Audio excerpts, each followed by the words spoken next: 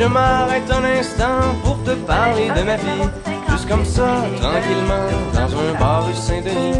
Je te raconterai les souvenirs bien gravés dans ma mémoire de cette époque où vieillir était encore bien illusoire. Quand j'agaçais les petites filles pas loin des balançoires et que mon sac de billes devenait d'un vrai trésor. Ces hivers enneigés à construire des igloos et rentrer les pieds gelés juste à temps pour passe-partout.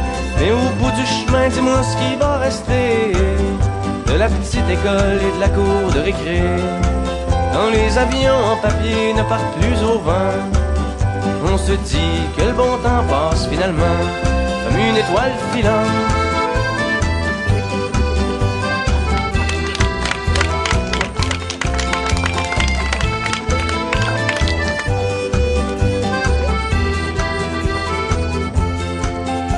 Je m'arrête un instant pour te parler de la vie. Je constate que bien souvent on choisit pas mais on subit, et que les rêves des petits culs s'évanouissent ou se refoulent dans cette réalité crue qui nous embarque dans le moule. La trentaine, la bédaine, les morveux, l'hypothèque, les bonheurs et les peines, les bons coups et les échecs.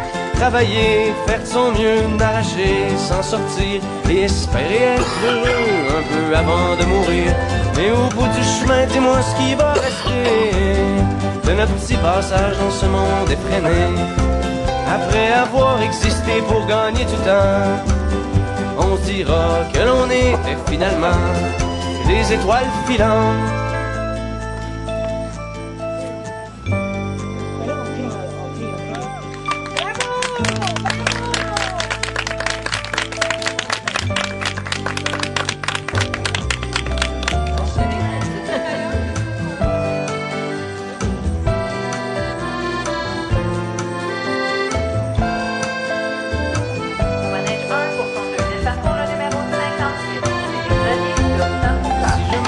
Un instant pour te parler de la vie, juste comme ça, tranquillement, pas loin du carré Saint-Louis. C'est qu'avec toi je suis bien et que j'ai plus le goût de m'en faire. Parce que tu sais, voir trop loin c'est pas mieux que regarder en arrière. Malgré les vieilles amertumes et les amours qui passent, les chums qu'on perd en brume et les idéaux qui se cassent, la vie s'accroche et renaît comme les printemps reviennent dans une bouffée d'air frais qui apaise les cœurs en peine. Ça fait que si à soir t'as envie de rester avec moi, la nuit est douce, on peut marcher.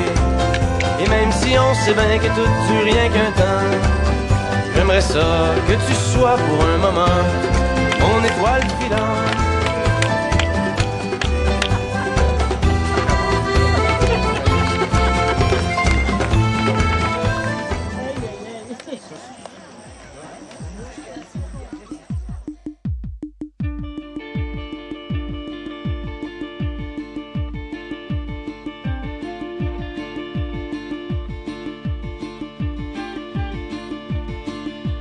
Ne reste que quelques minutes à ma vie, tout au plus quelques heures, je sens que je faiblis. Mon frère est mort hier au milieu du désert, je suis maintenant le dernier humain de la terre.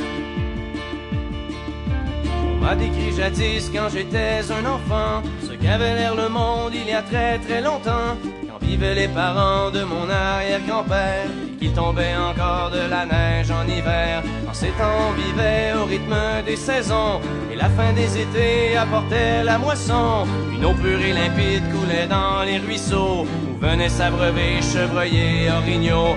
Et moi je n'ai vu qu'une planète désolante, paysage lunaire et chaleur suffocante, et tout